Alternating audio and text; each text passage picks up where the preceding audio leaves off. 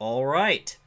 Exactly 1 week ago, Yahoo Finance came out with a story quoting current and former Federal Reserve Bank officials that hiking rates between 2015 and 2018 may have been a mistake. Hiking rates at all, as in the economy, the real economy, and also hedge funds, are so fragile they can't handle any interest rate hikes. Well, why would they do that? Well, maybe because the corporate CEOs and the hedge fund corporate CEOs and the hedge fund managers and all the players involved have been taking advantage of the system for the last 10 to 12 years, knowing that they can't go to prison for fraud, and knowing that if they do financial engineering and goose the stock price higher, they can probably get out with a golden parachute before everything crashes, or at least cash out of most of their stock options for millions of dollars extra. All they have to do is just goose earnings with the share buybacks with artificially cheap debt. So Wolf Richter of wolfstreet.com, he did a very interesting podcast in the last 10 days on August 23rd. The show was called The Zombie Companies Are Coming. It's only about 11 minutes and 58 seconds. I'm just going to play about a minute 17 seconds here of the clip talking about the record amount of junk bond raises and investment grade corporate bond raises and leveraged loan raises that have been done in the last 6 weeks or so, an insane amount. And a lot of it was because the Fed just stepped in and basically backstopped a lot of it or jawboned. So the Fed actually didn't buy a lot of the bonds, as you'll hear from Wolf Richter yet. The Fed just said they would, and then that caused crazy market distortions and more crazy market behavior, where people were expecting the Fed to just keep buying bonds. And we'll talk about the exact amount. Well, as far as we know, 22,000 securities. We'll talk about that after I play the clip. Through the first half of August, which is normally a quiet period for the bond market in the United States, a total of $56 billion in junk bonds and leveraged loans were issued by junk-rated companies, according to S&P Global. That was nearly 50% higher than the prior records for the same period set in 2012 and 2016, and more than double the amount issued in the entire month of August last year. The Fed's announcement on March 23rd that it would start buying corporate bonds and bond ETFs set off a huge rally in the bond market, including in the junk bond market. The rally started before the Fed ever actually bought the first bond. And then the Fed hardly bought anything by Fed standards. Through the end of July, it bought just $12 billion in corporate bonds and bond ETFs, including a minuscule $1 billion in junk bond ETFs. That's not even a rounding error in its $7 trillion mountain of assets. But the announcement was enough to trigger the biggest junk bond chase in the shortest amount of time the world has likely ever seen. And it kept the zombies walking, and it generated a whole new generation of zombies too. Okay, the rest of the podcast, it's under 12 minutes long, is really good. It's called The Zombie Companies Are Coming. I'll put a link to it at the end of this live stream video. There'll be a link at the end of it.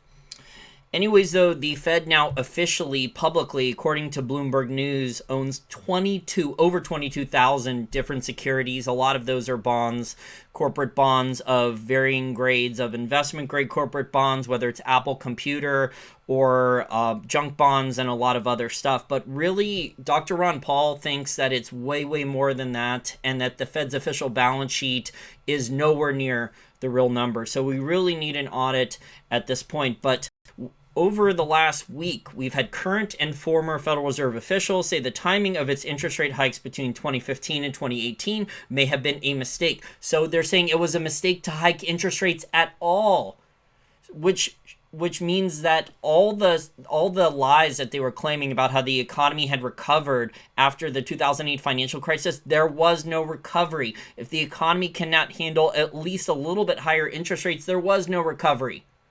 It was all zombies, or pretty much all zombies. Now, obviously, some industries are worse than others. You have the airline industry, which actually was making a lot of free cash flow for many, many years, the CEOs of these airlines just stupidly spent it all on share buybacks. They spent over 90% of their free cash flow in the last 7 to 10 years on share buybacks.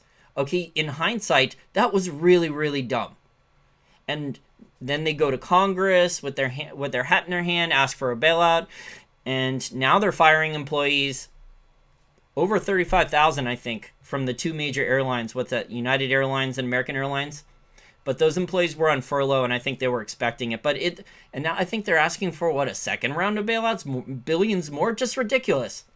They didn't save any of their cash, any of their free cash flow. They didn't put cash on the balance sheet for a rainy day. In the past, this would have been prudent. Over the last 10 or 15 years, the pressure from short-term investors, the pressure from Wall Street to hit the numbers, to beat earnings, for the CEOs to get rich quick, it's all come to a head with short-term, myopic, rent-seeking behavior. So the current and former Fed officials say that hiking rates at all between 2015 and 2018 may have been a mistake. My God, so basically they're admitting that the economy needs zero interest rate policy or close to it, ZIRP, forever. And there are PhD economists who have no real world experience in academia, writing research papers at the Federal Reserve, the European Central Bank, the IMF, the World Bank, the Bank of International Settlements, arguing for negative interest rate policy, even worse than zero interest rate policy, where if you have cash at a savings account or a checking account at your bank, you will be charged for keeping cash there. That is how bad the academics and the bad theories are getting at this point. May have been a mistake, a rare moment of humility spurred by the Fed's. How is it humility saying the economy cannot handle any interest rate hikes at all? A rare moment of humility spurred by the Fed's adoption of a new framework for approaching inflation. Lael Brainerd, but the Fed wants more inflation. The Fed wants inflation to run hot. The Fed wants inflation to be way above their 2% target. Lael Brainerd and Richard Clarida, and you had the lady from Bloomberg, I think her name's Lisa Bromowitz. She was saying how a lot of the inflation is directed into asset prices and it's not necessarily in the CPI, but I've talked about for years now that the Consumer Price Index, or CPI, is not designed to show inflation anymore. It's part of stagflate and tax and lie about economic data about inflation.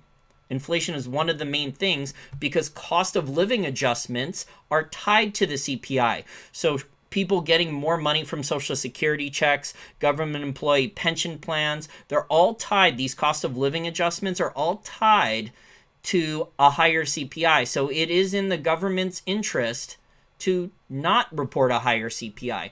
Although at this point, and I'll do this either on a short video with articles or on another live stream show, hopefully this week, if I feel good enough, that even with the cooked CPI numbers, and they're going to be changing, I guess, the CPI formula again to, I think, a chained CPI. So they're going to try to come up with a new way to even reduce the inflation that way with new formula changes.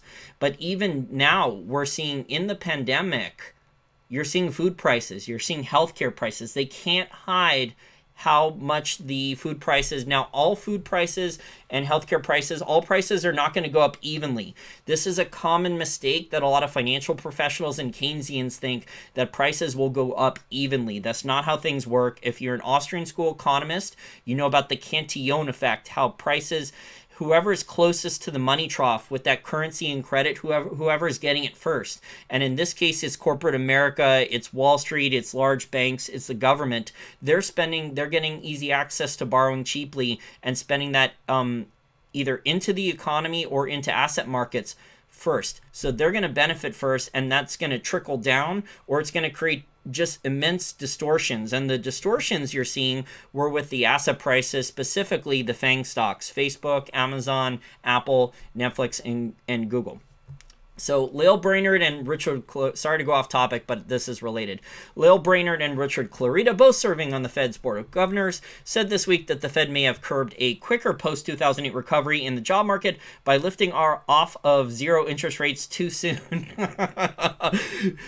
You could scratch that out, lifting off of zero interest rates at all. That's what they really mean. Quote, there would have, because if they would have, at least Powell tried. At least Powell tried to raise interest rates.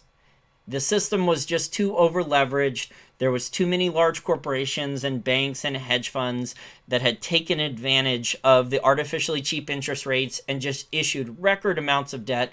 Do you really think that this corporate bond bubble that we have, that the Fed is trying to financially engineer a soft landing, do you really think that this corporate bond bubble would have gone on as long as it has without the Fed manipulating interest rates so low? I very seriously doubt it. Oh, by lifting off of zero interest rates too soon. They didn't do a rate hike, it says, until 2015. So there was no rate hikes for years. There was no rate hikes for, 6 years after the 2008 financial crisis? And they're saying it was too soon in the article. Quote, there would have been a different concept of it. That is how over-leveraged the whole system is. With the financial engineering and the corporate bond bubble. Quote, there would have been a different concept of inflation in a sense that there was no need to preemptively withdraw or prepare to withdraw on the basis of an expectation of inflation materializing. Brainerd said in a webinar, this was last Tuesday, a week ago. The rethink concerns the Fed's understanding of the trade-off between unemployment and inflation. And again, this is the problem with Keynesian economics. Keynesian economics tends to think that unemployment and inflation cannot occur at the same time.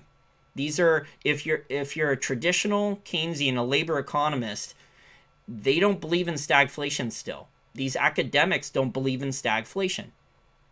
That's why in the 1970s, they were surprised that unemployment and inflation occurred together, because the Keynesian academics thought it was impossible, that you can't have inflation without people being employed, without demand, without aggregate demand, people having jobs and people spending, or loans into the banking system. And the truth is, the way the global economy is set up, how much the US has to import, you can get inflation without lending in the banking system. Now, I know there's thousands of deflationists all over financial Twitter saying that it's impossible for there to be inflation without lending in the banking system.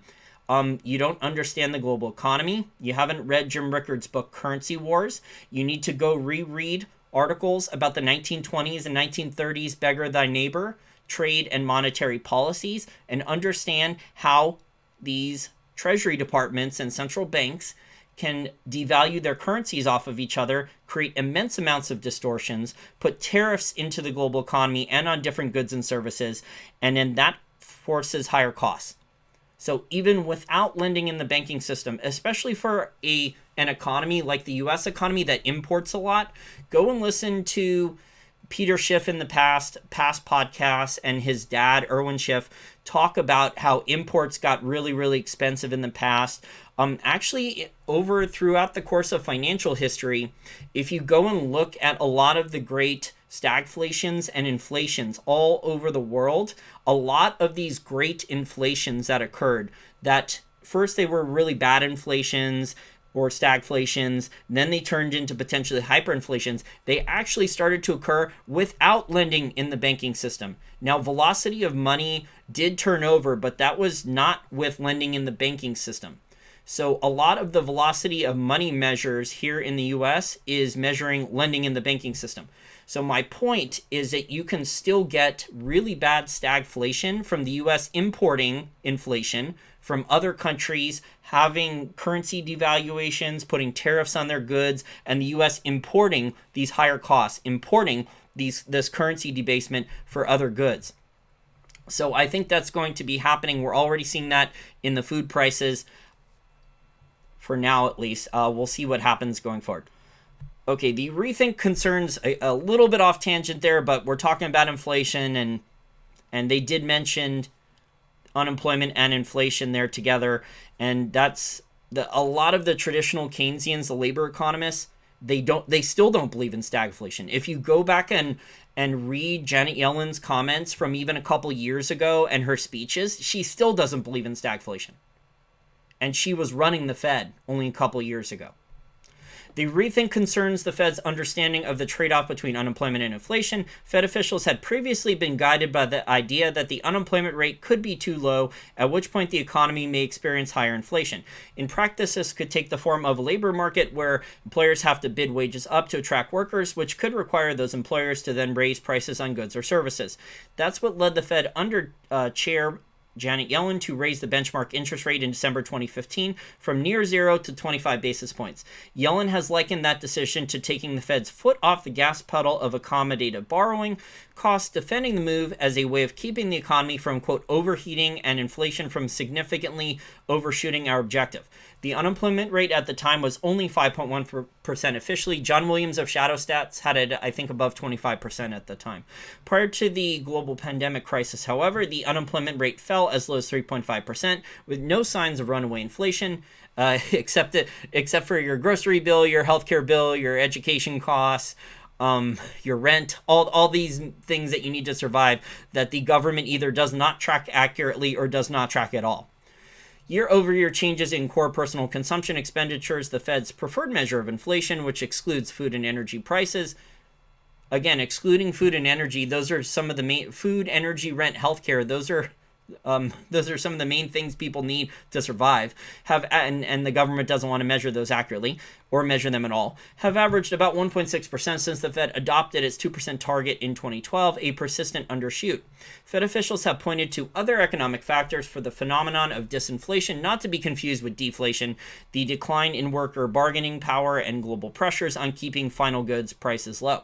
Clarita said Monday, so a little over a week ago, 8 days ago, the old frame of thinking, quote, served us well, but added that I need a swig of water here. Econometric models, quote, can be and have been wrong. Oh, wow, that's like the understatement of the decade, in assuming that a low unemployment rate will lead to excessive pressure on inflation. Quote, times change, as has the economic landscape, and our framework and strategy need to change as well, Clarita said. What if the new framework installed two major changes, allowing inflation to, quote, moderately overshoot its 2% target? Yeah, I don't know exactly how much it's going to overshoot, but the reality is we're seeing some food prices just go bonkers in the last 7 or 8 months. Overshoot its 2% target and prioritizing an assessment of the, quote, shortfalls of employment from its maximum level. Also, the food prices in China are pretty nuts and their economy is not doing well. And this was before the floods, the rains and the floods. There was reports, and go and listen to the China in Focus YouTube channel. They were interviewing people about how their food prices were going crazy. And now with the rains and flooding and the droughts and the locusts, food prices are just going absolutely bonkers in mainland China. So they're dealing with really, really bad stagflation in China, especially on food prices. In practice, this means the Fed would tolerate price, and the Chinese government's going to have to import a lot more food, a lot more staple crops, a lot more livestock. In practice, this means the Fed would tolerate prices rising above target without preemptively kicking off its hiking cycle, its rate hiking cycle, like it did in 2015. When can the Fed actually hike rates again without breaking everything? I would like to see them start to hike rates. I don't think they will. I would dare them to do it. I don't think they will do it. All the while, the Fed would be focused on pulling in more workers into jobs. Again, this is hubris from central bankers. How can central bankers think by keeping interest rates low that they're going to get more workers hired? It's just about asset prices. It's just about stagflation, tax, and lie. Well, that's a reality. Now, there may be some central bankers that actually believe if they keep interest rates low that more people will get hired. But the reality, the last 12 years since the 2008 financial crisis, is when they've kept interest rates low, the corporate executives did not hire people. In fact, a lot of corporations took that extra capital and either did share buybacks, they made investments outside the United States, they invested into automation. So all those things are not hiring more American workers. The Fed just keeps repeating this nonsense, and that does not sync with reality. So they think by keeping interest rates artificially low that it will help incentivize companies to bring jobs back or to hire more. And that's basically the exact opposite of what's been happening for the last 12 years. Fed, probably more than that. Fed officials have pointed to the fact that marginalized people, such as low-income and black workers, are among the last to experience employment gains in an economic recovery. Lael Brainerd suggests that if the Fed had held off on raising interest rates, it may have arrived at a 3.5% unemployment rate, lower, falling from the 5% rate faster. The gains would have been greater, Brainerd said a week ago on Tuesday. In a webinar last week on Tuesday, Janet Yellen said she supported the framework changes, but defended the Fed's early rate increases on the grounds that the unemployment rate continued to fall. It was only a 25 basis point interest rate hike. Why are they turning on it? Why are these Fed people, current and former Fed, high-ranking Fed members, why are they turning on each other after only a 25 basis point interest rate hike? This is ridiculous. The economy should be able to withstand that, but there was so much more corporate bonds raised, so much more financial engineering with share buybacks that they took advantage. The Fed didn't think that if they cut interest rates, that the debt would just explode. And that's exactly, in hindsight, what happened. The amount of corporate bonds went up. I think it doubled over the last 10 or 12 years. The amount of the corporate bond bubble increased by many, many trillions of dollars. Outside the United States, it was also bad. Quote, it's fair to say, I don't know the exact number offhand on the corporate bond bubble. I don't have an article up. Quote, it's fair to say if our goal had been to overshoot 2% inflation, perhaps we would have waited a little bit longer to start the process of raising interest rates, quote, Yellen said. So they think if they raise interest rates, that this will increase inflationary expectations. Yellen said, so there is some truth that it might have made some difference, but I don't think it would have made an extreme difference. For his part, current Fed Chairman Jerome Powell has said the central bank's view is that a, quote, robust job market can be sustained without causing an outbreak of inflation. Within the current context, and this is a problem with the Fed's mandates.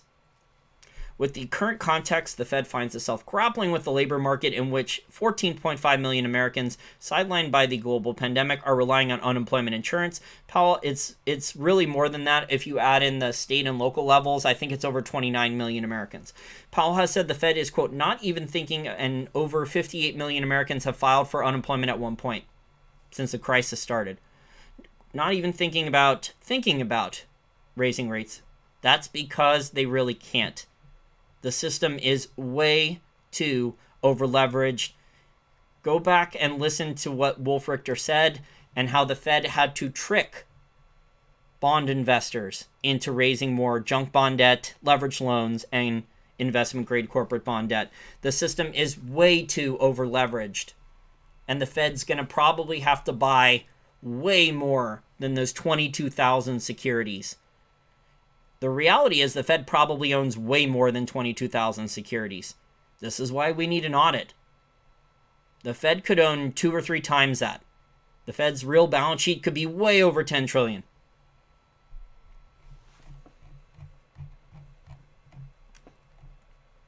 So we have central bankers, current and former Fed, high-ranking Fed central bankers, politely turning on each other. In private, who knows what they're actually doing? They might actually be screaming and shouting at each other.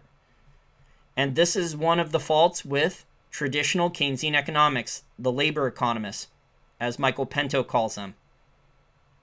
They don't understand stagflation.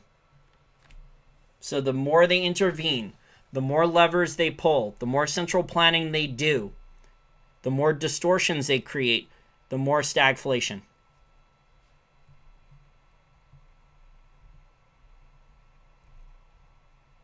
Welcome to dystopia.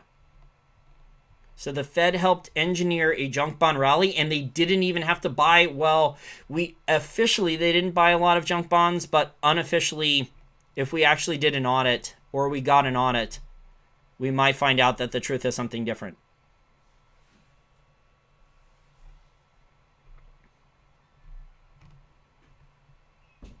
Oh, someone bought Tesla puts. Congratulations. Well, we'll see. Oh, you're not in the money yet. Okay.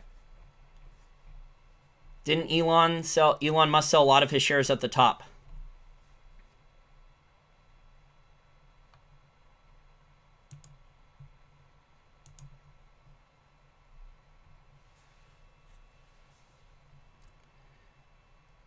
Okay, here's a comment. Jan Morgan Orr. She says, all the CEOs left last year. Remember, actually, they didn't leave last year. They left in February. They were getting some of the accurate information I was getting out of China and Wuhan in December, January, and February, and they were tipped off that the pandemic was going to be much worse, so they cashed out before the pandemic started to hit here in the US. Once the CEO of Disney, Bob Iger, the former CEO of Disney, Bob Iger, he stepped down, and there was obviously other CEOs, but once he did, that was a big red flag to me that these CEOs were tipped off and they were getting out. So the CEOs, a lot of them got out earlier this year. Yep, they got an early golden parachute.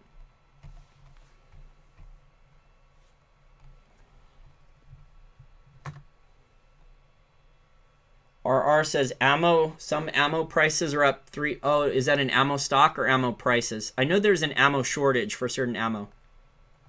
Locust lives matter. Well, the Chinese Communist Party, Chinese state-run media was denying the locusts. I was getting harassed on Twitter, and then the South China Morning Post ran a story about the locusts. So I was getting harassed. They were denying for months about the problems with their staple food crops and the flooding, that it was hurting their staple crops and their livestock, and the locust problem. And then the South China Morning Post last week ran a big story about the locusts, how it was killing the crops, interviewing the farmers. I guess they couldn't hide it anymore. Chris asks if they will change the CPI soon. George Gammon has been talking about this. They're planning the new chained CPI. So yes, they're going to be changing the CPI formula ... again. Because they have to. As I explained it earlier, they cannot afford the cost of living adjustments from an honest inflation calculation. They cannot afford to pay people more money for their Social Security checks, government employee pension plans. So it is in the government's incentive to cheat, which is part of stagflate and tax and lie. So they're lying about inflation. They're lying about how bad the economy is. They're lying about the real unemployment rate. But one of the major flaws of Keynesian economics is my friend David Morgan, silver investor, silver guru, has been saying this for many, many years. He was one of my mentors many years ago. He's been saying that the longer Keynesian economics is used, the worse it always ends in stagflation or worse. He's been saying that for a long time.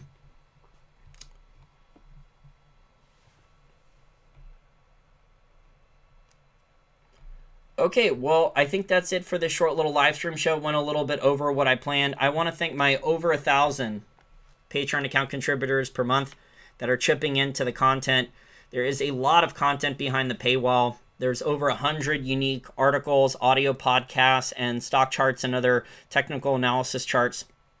The dollar index is having a little bit of a rally, so we'll see what happens. Normally, when the dollar index rallies like that, they look for an excuse to smash gold. The oil price is starting to get pretty weak. The WTI oil price is below 40 again, and people are starting to get worried about that. The VIX is staying well above 30. If you watch the VIX, if the VIX gets to 40 and goes above 40, and the stock market hasn't crashed yet, it is only a matter of time. So the plunge protection team, the exchange stabilization fund, whoever's in charge of pulling the levers on the market manipulation, they're definitely going to try to knock the VIX back down. Because if the VIX keeps screaming higher, it is only a matter of time. We're starting to see a correction, though, from the FANG stocks. I mean, those things were just ridiculous. And Tesla. Those things were just ridiculously overvalued. The momentum on those things... That's the way markets work. A lot of people don't understand this. It was beginner's luck for some of these traders, these teenagers and Robinhood traders. They had the timing right. They made quite a bit of money in a short amount of time, and then they get greedy. They think they're really talented, and they don't take profits and pull money out. They actually put more money in. So they start to get overconfident. And then they put more money into their profitable trades, and then the trades start going against them. And then this is just how markets work, unfortunately. So normally markets end up losing a lot of people, the most amount of people, a lot of money, because they don't understand how markets really work. So for a short amount of time, people are riding up the wave. Look at the chart of the NASDAQ 100, the QQQ. That thing was a blow off top over the last couple months. That was just nuts. And it was only driven by about 6 or 7 stocks. So it wasn't all of the NASDAQ companies, the majority of the S&P 500 companies on advance and decline. The majority of them were not rising. It was really only 6 or 7 major stocks. What Mike Green has been talking about, George Gammon just interviewed him. It's been mostly the passive investing bubble and the FANG stocks that were driving most of it. Lynn Alden also on her Twitter in the last week or so had a really good chart about how, showing different valuation metrics, how overvalued Apple is. But take a look at my Patreon. I will hopefully be able to get some more content out this week. I have some other plans for some other articles. I may be able to do an audio podcast. We'll see how I feel in the next couple hours. I was planning on doing a little audio podcast update. Hopefully I'll be able to get that done in the next day or two.